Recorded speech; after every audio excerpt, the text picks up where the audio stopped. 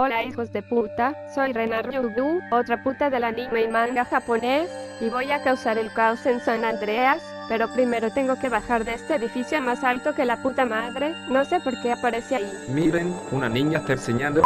Welcome to the third week of Higurashi discussions. If you're new here, how this works is I have read the visual novel and watched the Dina anime, while my friend hasn't. When I first started the series, I was going to have Tufani's reaction and theories as we went along, but I'm finding that to be a little less appropriate now, considering this is a sequel. He is now reading the visual novel and has just finished chapter 2. Jamar, bro, we need to hop on Danganronpa right now. Wait, Roblox Danganronpa roleplay? Yeah, right I'll now. join up. Wait, did I fucking uninstall Roblox? Hang on. Why would you ever do that? Like I said, Bro, they even have a months whole ago- Death Note game type thing. Bro, we Yeah, need to Carl, I play don't know why that. you're surprised. It's Roblox. Niggas are desperate. No, but it's like an actual game, not role playing. It's like Among Us but Death Note, and you gotta find out who got the Death Note. Nigga, at that point, I'd rather just play Among Us.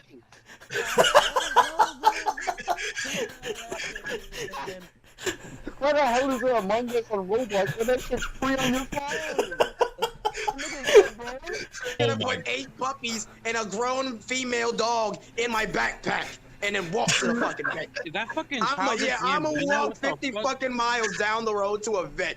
That Of course, we can still have this reaction and theory discussion because it is a sequel, but right now we're at a weird point where Tufani is not completely done with the VN, but he is ahead of the anime, so a dedicated segment like that would be kind of awkward for the time being, and I also wouldn't be able to cross completely into spoiler territory, so our reaction and theory segment is going to be very short in this video. You can skip to my analysis by going to this timestamp here. Also, before I forget, in my last 2 videos I forgot to shout out my Patreon subs at the end. So I'm gonna make a point to shut them out right now. Patata Navidena. He's a real one and is the one that reminded me to shout out the Patreon subs. Urk, epic and awesome guy. He is the best Smash Bros player. The Galvon. Don't know him much, but he's been sticking around and he's a chill one. Slushy Star. Same deal and he's also been very chill. Good on you. Club Soda. Been sticking around for a long ass time. He's a real one. Evil Napkin, one of my first Patreon subs, definitely the realest one out there. Hero Hey, okay, he's not really a Patreon, but it would be funny if he was. Fresh, he's an idiot, I hate. I actually don't know if there's spoilers or not. I'm just kidding, I asked. Oh, they could be lying to me, but I did ask. Summoning the chupacabra. Oh shit. What is she doing? Yo, what? He doesn't talk to them? Okay, bro. She's fucking weird. The timeline is fucked. They fucked up the timeline, bro. Son. My shouldn't. Yo, what? They're both missing? Wait, bro, they didn't find his body. What? They didn't talk to Tomitake, and they're both missing? Oh, bro, this timeline is fucked up. Yo, what? How are they both missing?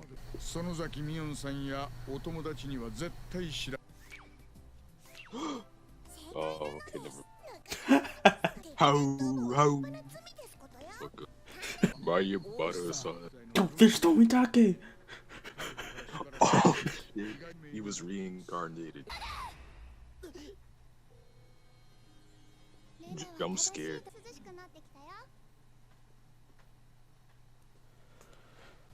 Mental illness. Hey, look at this dad.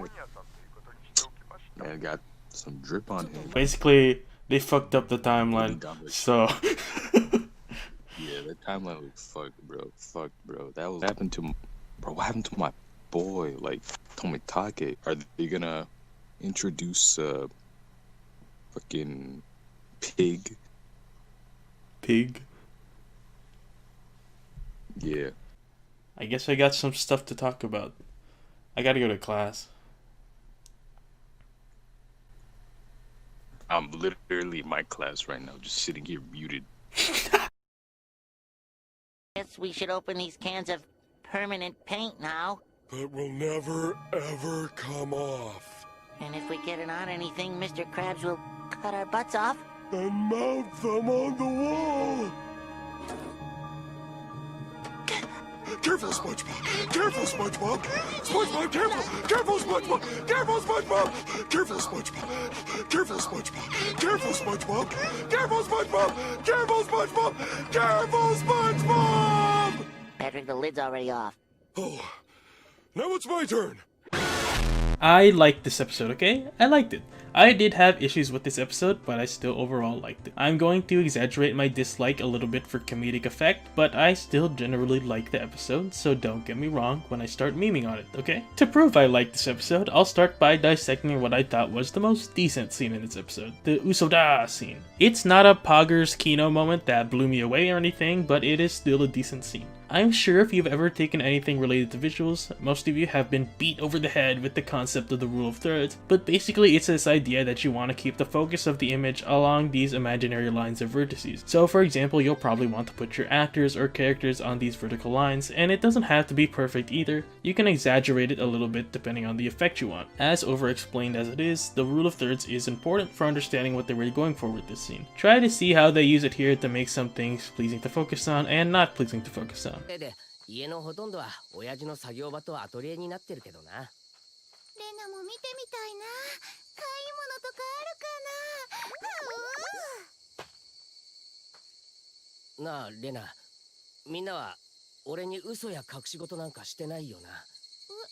してないよ、全然。嘘だろ。どういう意味だろう、ケイチ君。してるよな、俺に隠し事を。じゃあさ、ケイチ君。ケイチ君こそ。レナに嘘や隠し事してないかな。してないかな。嘘や隠し事してないかな。してないよ。嘘も隠し事も。嘘だよ。どうして嘘だって。レナ知ってるよ。ケイチ君ゴミの山でこっそり何か隠したよね。それはケイチ君が部活を休んだ時、本当は職員室なんか行かなかった。どうして。車の中で話をしてたよね。知らないおじさんと。誰？あのおじさん。知らない人だよ。知らない人がなんでケイチ君に用があるの？俺が知りたいよ。じゃあ何の話をしていたの？みんなとは関係ない話だよ。嘘だ！レナは正しい努力をしたんだよ。ねえ、人って幸せになるためにどれだけの努力が許されるのかな。レナは頑張ったよ。すごいすごい頑張り物語だったよ。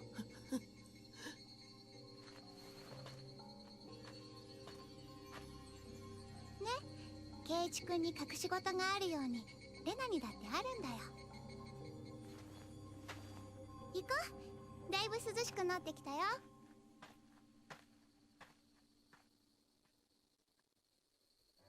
Okay, so with this scene, I got the impression that they were fighting over dominance of the scene. It's a little displeasing to the eye to follow this back and forth editing from extreme parts of the screen, but we can take this as an artistic choice. To start this conversation, Keiichi is looking away from the other 2/3 of the shot and toward the edge. This is a common setup to show a character in thought and create some visual tension. To simulate why it makes you think of the character this way, you can imagine it like looking at a person who is staring at a wall. They started the scene at the same level, but in this shot, Keiichi is higher than Rena. Tilts down only slightly when he says, "Heh, that's a lie, dude." The camera cuts in as Keiichi now fully initiates the conversation by turning toward the emptier space. You can tell now that he has escalated the situation and is gonna be the one in control of the scene. But what Rena does next is only a little bit weird for our eyes. She appears on the left, sure, but the focus has shifted higher and closer than what Keiichi had tried to initiate. Rena has fought back and does not follow the pattern that Keiichi is requesting the conversation to follow. We've seen this before with Rena. With this higher angle shot, we're able to see Rena as higher than Keiichi even though she's shorter. And now we are shifting our focus back to Keiichi as he's more under investigation. "Hey, I'm not lying," cues us back to a more normal horizontal shot, where Rena is still kind of tall but is letting Keiichi be the focal point. Keiichi stays as the focal point for a little more in the next shot. It's interesting, we don't cut back to Rena in this shot, but let's try the same scene but with it cutting back to Rena each time. それはケイチ君が部活を休んだ時、本当は職員室なんか行かなかった。どうして？車の中で話をしてたよね。知らないおじさんと。それはケイチ君が部活を休んだ時、本当は職員室なんか行かなかった。どうして？車の中で話をしてたよね。知らないおじさんと。Honestly, in my personal opinion, I prefer the scene with cutting to Rena.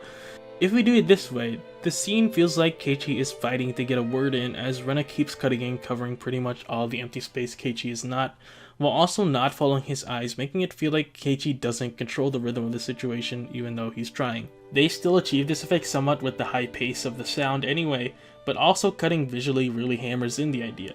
But they're not wrong to approach the scene this way, it's just a different way to do it. By focusing on just Keiichi and not cutting to the empty space, we still get a feeling of the rhythm of the dialogue being off while focusing on his reaction. We still get this feeling of, he can't even finish his sentence, and he's under investigation by us the whole time, like a suspect. Let me know which way you like better. They kind of do a similar cutting idea in the next sequence, but it's not as fast as I was proposing. Keiichi is seen at a higher angle, which makes him seem small compared to the angle we see Rena, even though she's shorter. And when Keiichi fights back, you get a feeling he's starting to demand control. Like, hey, follow this pattern now! But Rena disrupts the pattern completely with the frame centering on her. With the next shot, we now have a feeling that she has reset the conversation from an unbelievably higher point than Keiichi. And I kind of really like this shot, because Keiichi's eyes lead you to expect Rena from the top left, but she appears crawling inhumanly from the bottom instead. It's like, man, even though Keiichi has completely lost control of the situation, he can't even get Rena to obey his eyes, and now Rena has pushed him away from the center of the frame. A low angle shot can give a feeling that the subject is powerful, but can also sell that they are vulnerable. It kinda just depends on if the subject is trapped by other elements in the frame in comparison. Like, for example here, Keiichi is trapped by Rena and she de-escalates the situation by going back to the left and lowering her height. But by the end here, it's pretty clear to us who won this battle. Rena is kind of making fun of Keiichi's earlier demand of the camera by doing a similar thing. We leave the scene with the feeling she is the alpha in the scenario. Keiichi is still seen at a high angle, but we get the impression that we have just left the trap position, right?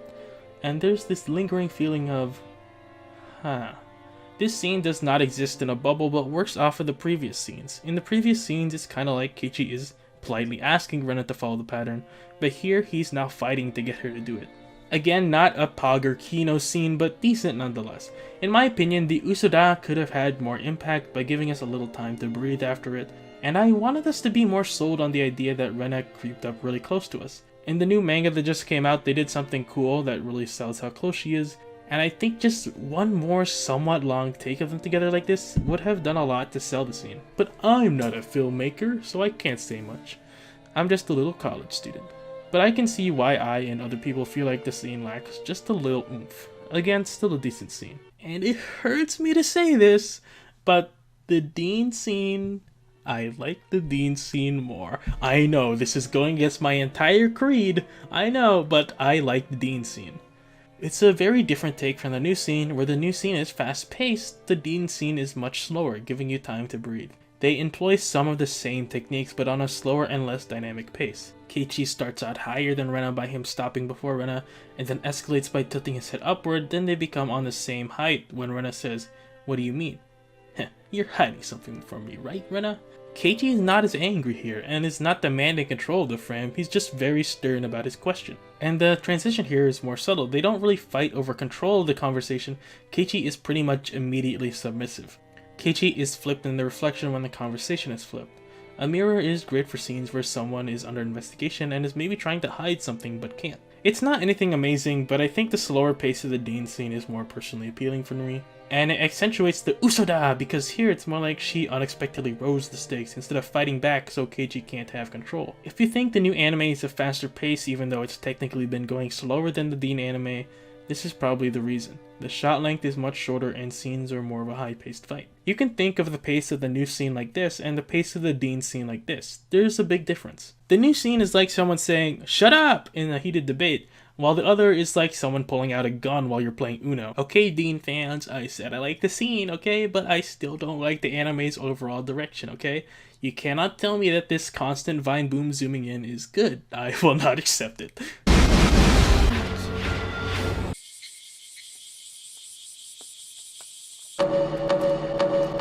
Alright, with all that, I think I can create a perfect Usoda scene. I have combined everything good about Usoda and compiled it into one perfect scene. Let's see the result. 嘘だろ。どういう意味だろう、ケイチ君。してるよな、俺に隠し事を。ケイチ君こそ、レナに嘘や隠し事、してないかな。してないかな。嘘や隠し事、してないかな。車の中で話をしてたよね。知らないおじさんと。誰？あのおじさん。じゃあ何の話をしていたの？ Let's go. It's starting to get cold out. You're lying, right? What's that supposed to mean? That's what I wanted to know. You're lying, right? That's what I wanted to know. You're lying, right? That's right. The floorboard might have been used as a seesaw. You're keeping a seesaw, aren't you? I didn't really know. You're lying, right? I want to die. Damn it! I have to kill myself. Alright, now forget everything I just said about how the Dean anime did it better because it's not fair to compare them. The context is completely different. It's important to remember this is a different story from Onikakushi. Okay, spoilers from this point onward. If you haven't read or watched Higurashi, turn back now! Keiichi is not as paranoid here because he did not talk to Takano and he doesn't know about Satoshi. And I'm 99% sure that Rena has gone L5 and has probably killed Rina and Teppei.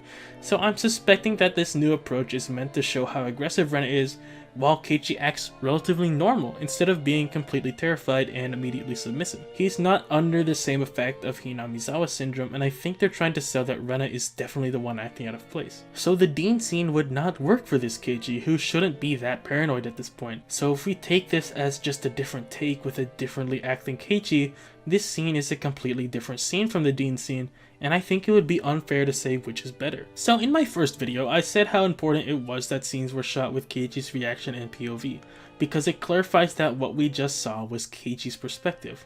But they cheated. Right from the end of the first episode, things are off. Why is Rena looking like this even when not under the perspective of Keiichi?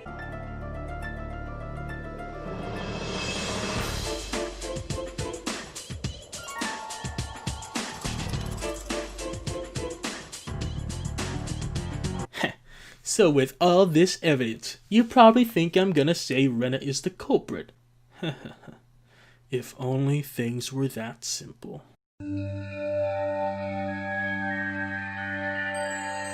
Notice anything different about Oishi in this episode? Oh come on, don't tell me you didn't notice him practically saying, Maibara-san, why don't we go to Angel Mart, where a camera will be looking down at us for 15 whole seconds? And don't tell me you didn't notice the cuts to random places around Angel Mart, suggesting that there are spies all over the restaurant?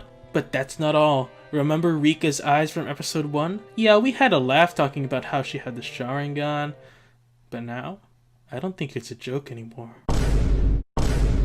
No, but seriously, I and many others felt that the directing was kind of off for a lot of this episode. Apparently all of these episodes were storyboarded by Keiichiro Kawaguchi, but each episode has had its own director. So it's easy to point the finger at the director for episode 3 and be like, huh, you're the reason there's a shot of Big Chunkus Oishi next to this CGI car. But it's not fair to say why things went wrong in this episode without really knowing the full story behind it.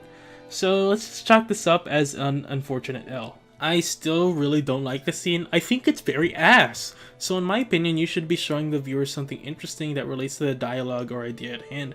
But this scene is just very boring, and cutting to these random waitresses and customers made Tufani think that they were spies or something, which is not a good sign.